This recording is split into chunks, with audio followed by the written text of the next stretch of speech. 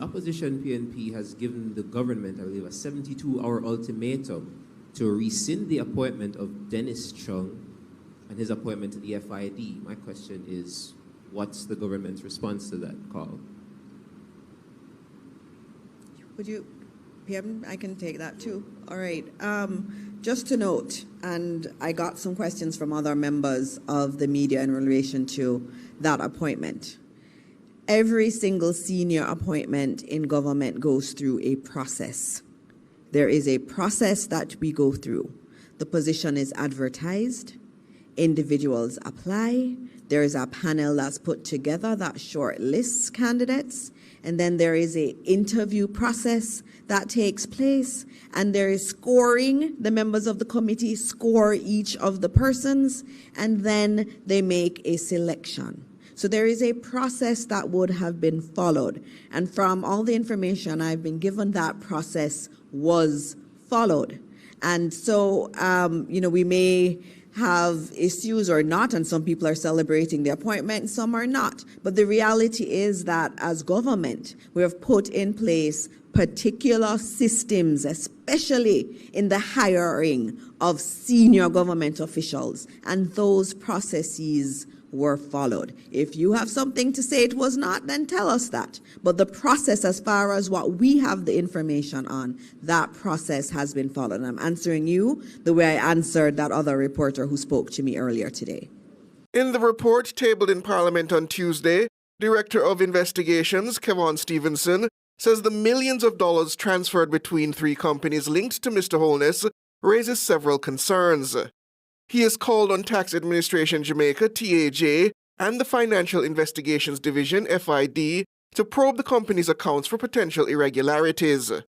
According to the report, Mr. Holness is connected with or had financial interests in three companies: Imperium, Positive Media, and Estate Bridge. Imperium is wholly owned by Mr. Holness and is a holding vehicle for his assets.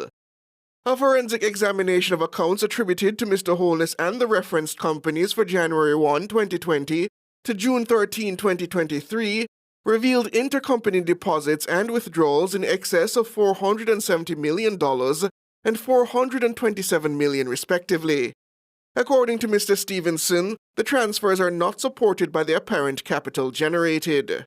But Mr. Chung questions the veracity of this claim.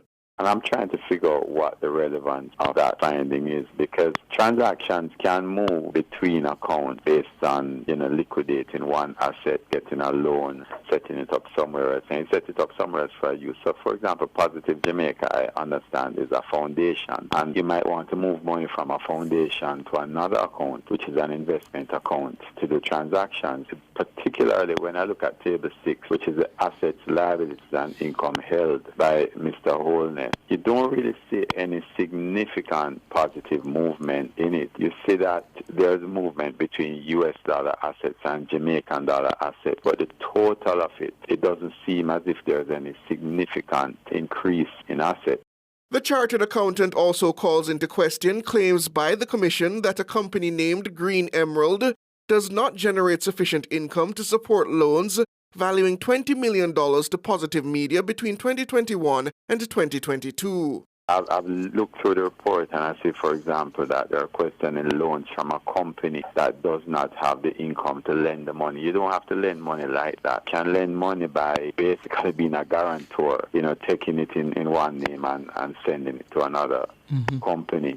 So there are some things there that I'm still trying to understand the conclusion from it, because I think there are still some things missing. In addition, Mr. Chung says the Director of Investigation's claim of potential tax evasion on the basis of certain entities filing nil tax returns is dubious.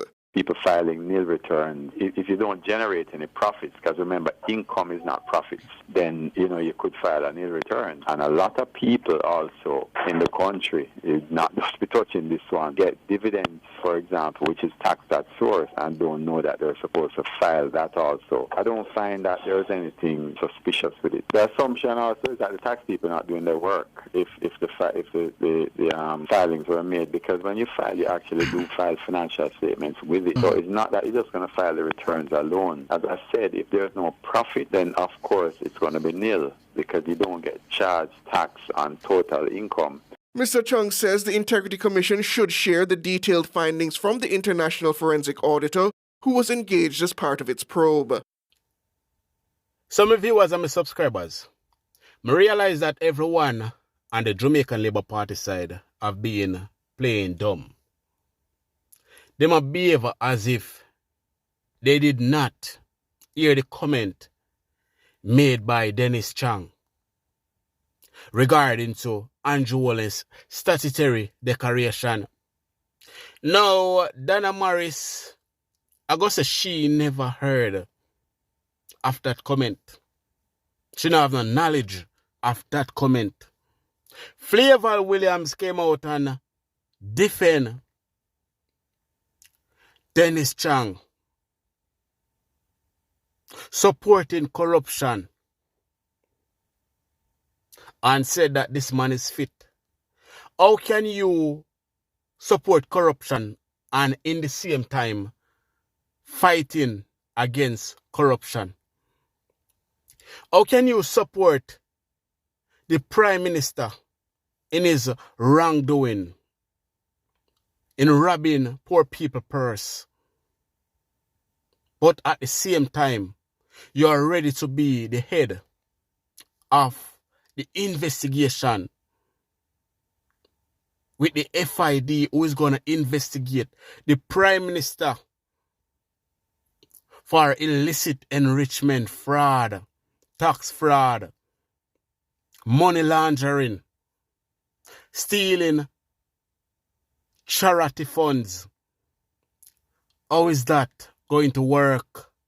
Dana Morris, if you have any moral at all, any integrity, you should resign as information minister for the Jamaican Labour Party because you is nothing but a criminal like Andrew Holness. Flavor Williams, you can't even stand on your own. You can't even stand on your own, but you're going to stand with this criminal that support Andrew Holness with his criminal activities. What is Jamaica coming to?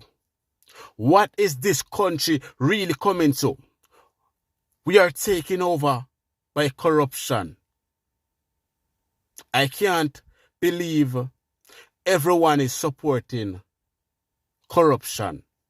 It is a sad and a disgraceful moment for this country. And me realize that every single thing that Andrew Holness did, those criminals, those shameless people over there in the Jamaican Labour Party stand with him. But people, this time around, Andrew Holness shall not get away. Dennis Chang shall not get away. People, make we stand up and we foot them. Blessed morning to my viewers and my subscribers them. Me hope everybody having a blessed and a wonderful morning. Now my viewers and my subscribers, remember in everything you do, always put God first in any situation. Just always remember to call upon God. Always remember to pray because a prayer a day keep the devil away.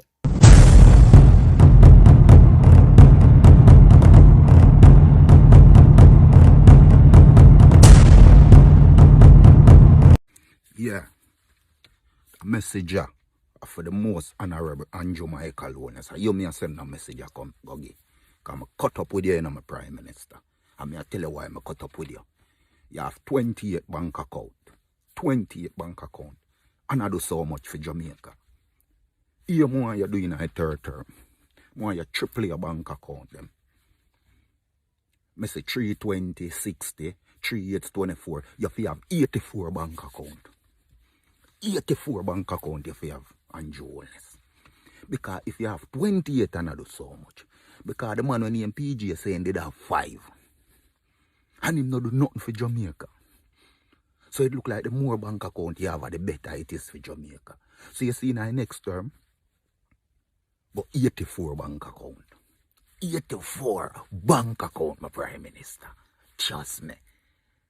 Because the development of the country is second to none. So we need you to have 84 bank account. I would not even play a second more of this jankro. This jackass. This dunce, illiterate, fool, labor right boy. People, wanna see which part the country are head to. Wanna see what the labor rank them advise the little thief in Prime Minister for the people. Make we start the show the right way. Welcome back to my viewers and my subscribers them. Big up to all of my viewers. Big up to all of my subscribers them. We continually support the channel and help the channel to grow.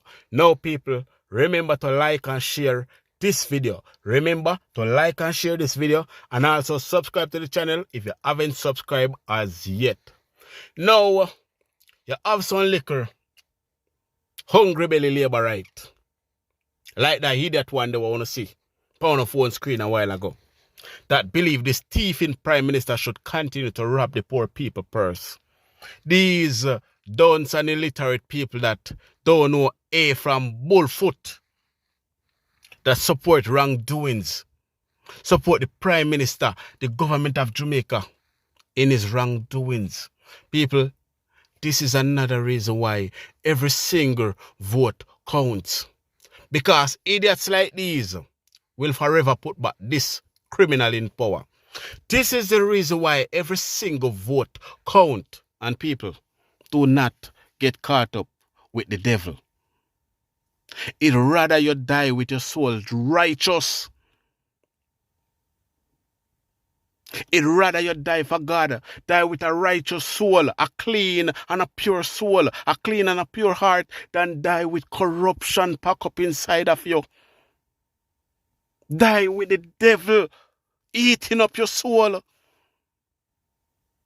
These people don't even know what they're doing. These people don't even see that the government of Jamaica have them under spell. I rob them. I dig out every single thing out of their eyes. And then you have another set over there at waste man wise. Or waste man not wise. Trying to fool the Jamaican people with their fake polls. Yes, people. They keep trying to come at us with their fake polls. If the polls are accurate, why don't the Prime Minister call the general election? If this poll is so accurate and as what them said, let me show you what these Nikompo said. Voting booth. And so we now have those results. We asked, if a general election were being held today, which political party's candidate would you vote for in your constituency? 35% of voters would select the JLP candidate in their constituency, causing the JLP to hold a narrow lead over the opposition, who would garner 31%. However, still 1/3 of the electorate remains undecided. Cliff, you are projecting 12 weeks out from an election. So 3 months out, we still have 1/3 of the electorate undecided. Now, I want us to understand that this is the lowest that the undecided proportion has been for quite some time, right? And so if we are to look at this question over time, we see some fluctuations happening as far back as September 2020, right? So that was right before the last election. We had a 49-32 split. We know what the result of that election turned out to be. Things have shifted, and now we are back to 35 for the JLP and 31 for the PNP. The PNP has slowly picked up momentum, and we need to not ignore that. Let's look at the numbers through time. September 2021, 22%. A year later, 18%. By February 2023, 21%. September 2023, 25%. February 2024, 28%. Again, same proportion in September 2024 and February 2025 at 28%. And now inching up again, 31%. It suggests a slow and steady, slow burn type of ground swelling type of approach. Yes. Yeah. Every time we do the poll, they pick up a little bit more, and they pick up a little bit more, and they pick up a little bit more, and it has not reverted, right? It's not dipping and coming up and dipping, and it's consistent, trudging along and growing. And so if you were to do a graph, it would show a steady... It would show a steady rise from that 22% a year after the last election, now reaching 31%, what we are projecting to be potentially 3 months out. What from would it the show next from the one. JLP if you did a graph? That graph, it would show from 37% to 35%. Right. So what we've seen on the JLP side is a little bit more... so there was a dip after the election, and then they struggled to rebound from that dip. And since then, for some time, almost a year, it was just holding steady, right? So their graph would be a lot more interesting in terms of shape. So it's going to start high. It would have dipped, leveled off, and now it is starting to pick up again. Right, so they're just starting to get some of that momentum, having recovered from some of the challenges in COVID, post-COVID. All of that would have affected this question and people's impression of them as government.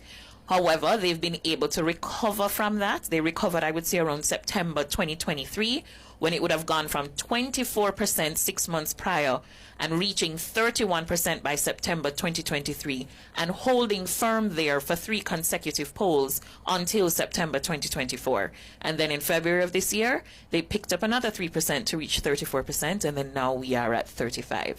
So their momentum is sort of just getting started, and what they do next is going to determine, does it continue to climb, or is this as good as it's going to get? So in February, it was a 6-point lead for the JLP. Yes. 28-34. Now it's a 4-point lead. Yes. 35-31. Which, to the point that Donna was going to ask earlier about margin of error, right? Yes. We talk about that. Yes. A 4% lead is really a 2% lead in a poll with a 2% margin of error. Yes. Right? So it's a very close standing to be in. 2%. So there should be no complacency. No, people, no. Nation not wise are trying very hard to trick the people of Jamaica, because when they made the numbers look good on Andrew Wallace's side, it will attract but the people that are saying that the government are doing a bad job. They are trying to attract back those people, including the labor right them that switch over to PNP. So what Andrew Holness and Cliff Hughes are doing, they are putting out fake polls. Fake polls, people. Do not believe nothing that come from Nation Not Wise. Just like with the crime rate, when them said the crime rate not go so. Just like the travel advisory, where they say US remove travel advisory to level 2. Remember, them say they move from level 3 to level 2. Remember this, people. Go on the website right now. The level 4 travel advisory have never been moved before. It no move from level 4. So it never did go on level 3. So it no go on level 2 neither, people. No make these criminals fool you. They might use on their 8 pound people. On the stand up. Wise up. Andrew Wallace do this because them know say the Jamaican people them no really read. Go up on the website, the travel advisory website, and go look if US remove the travel advisory to level 2. Go and look for yourself, it's there. So everything that Nationwide did or do is to manipulate the people of Jamaica. They are working very closely with this criminal prime minister that they called Andrew Holness. So people, don't be fooled. Don't be fooled. All right? Check out this audio right here. Equipped to address the main problem facing the country, which is health. The main problem facing the country is healthcare. So much of our Jamaicans are not getting the much needed care, but you know, see how Andrew Holness administration handle people. Mm-hmm. You understand? Taking away the resources from the healthcare and put the money in their pocket. Yes. Packing it.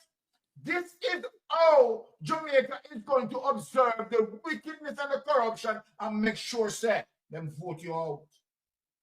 That's according to Nationwide Blue Dot poll, otherwise called SSL poll, and Mark Croskery poll.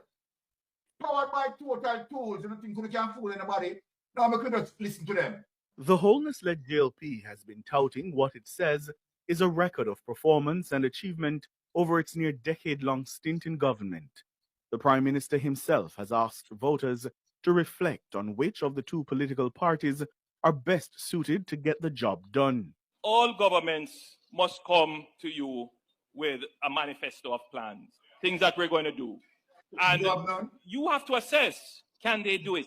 It's very good to talk rhetoric, promises, glowing words, but the real test, who delivers, who gets the job done. That's what it comes down to. It seems Jamaicans are now clear on an answer. When the Blue Dot pollsters asked 1,618 registered voters between May 2 and 17 which party they believed could successfully address the main problems facing Jamaica, the response was unequivocal. 51% of them said the JLP. That's a 14-point jump since February this year, when 37% placed their confidence in the JLP's ability. Notably, the JLP's strength on this question has risen by 23 points since February of 2023. That's when it recorded the lowest confidence level of 28%. The pollsters say the significant increase in confidence suggests voters are fast making up their minds and choosing between two governing visions. The People's National Party, PNP, has also seen an increase in public confidence in their ability to tackle the country's biggest problems. The party rose by 7 points over the last 3 months. The party moved.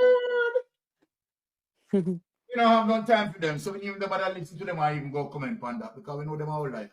You understand? We could move on. We could just show the people them. You understand where Blue Dot poll is coming from and show the people them the evidence. If we just stay away from them, you understand? Because SSL, after them rob the people, right, they want to make sure that Andrew Holness maintain power. You understand? So that them can continue to rob the people. So we could just show the people, we could just show the proof that Blue Dot poll belongs to SSL. Right? Quick and fast. We could have shown the evidence. Piet reacquired majority ownership of Blue Dot. You understand? We could just get into that. See the criminal them there? People, see the criminal there? Blue Dot CEO Lauren Piet has reacquired majority ownership of the Data Insights company. A move he said will provide him greater leverage to respond to the fast changing market and tell lie. Then if you write that down.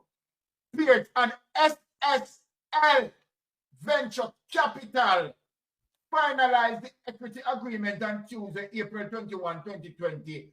SSL Venture Capital originally entered the equity agreement with Bolt on August 7, 2018, which is the Blue Dot poll, acquiring a 50% ownership. You understand? We could have taken this away because we don't spend no time with them. We don't just show John public say. Nobody listen to that because of SSL, Mark Croskery, and the thieving. You understand? Company. You understand? And them are deal with Blue Dot poll. Them are the ownership. So them are trying to spin the political narrative. Now, listen, man. I don't know how they go past Andre Stevenson over there, so. I don't know how they go past Lonesome over there, so. Past Mystic Sensation over here, so. And Isabel Rose stand up over there, so. Many of us, hot off of the press, pink screen, Pastor Ricky. You understand? No. Jamaica. But them go get through. All them go get through the truth. Tell firewall. You know what I mean? The truth.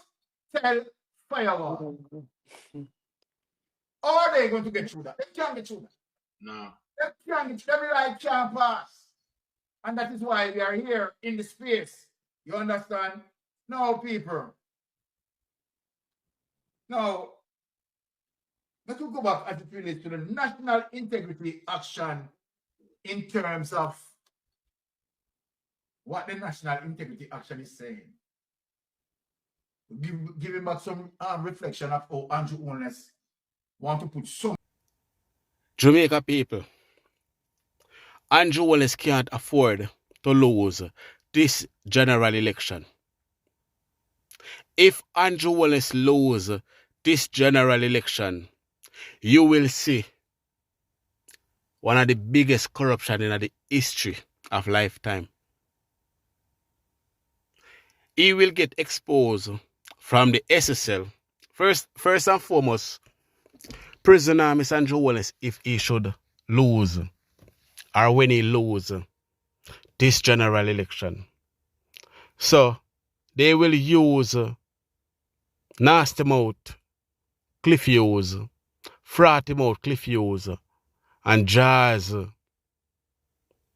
Davis for distract the people of Jamaica. But what I want my people to do is pray. Pray and hold up your head. Ask God for wisdom, knowledge, and understanding. Pray. Ask God for wisdom, knowledge, and understanding.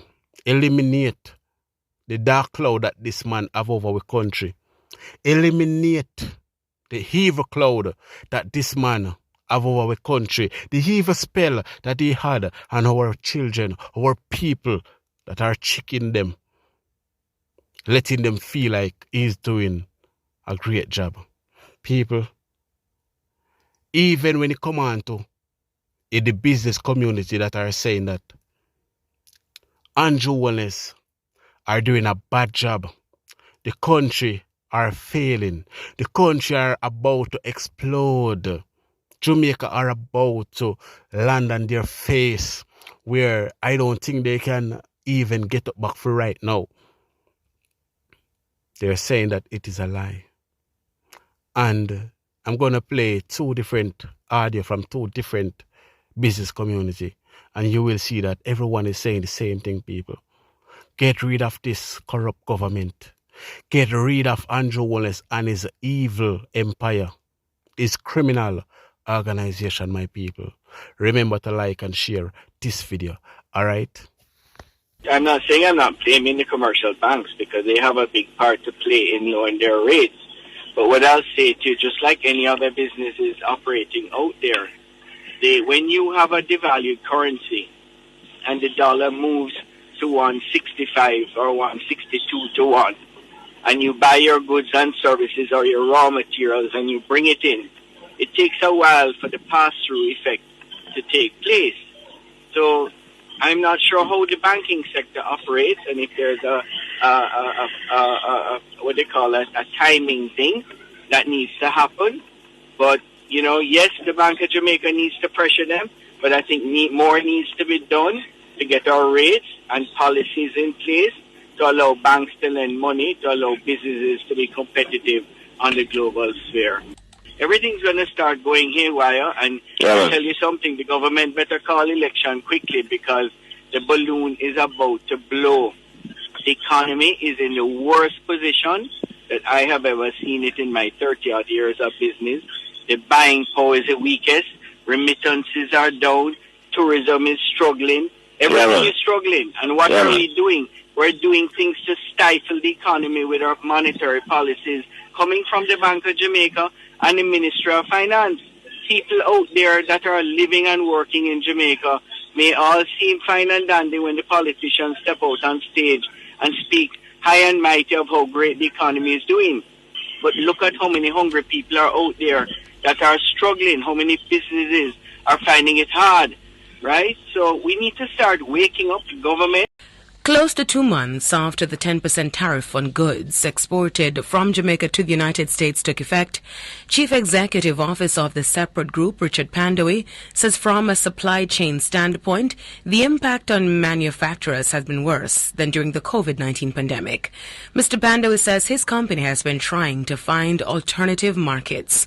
Describing supply chain shocks during and post-COVID as a nightmare, the separate CEO says businesses are having a harder time sourcing and receiving products. During COVID, a lot of production went down, so supplies were actually available.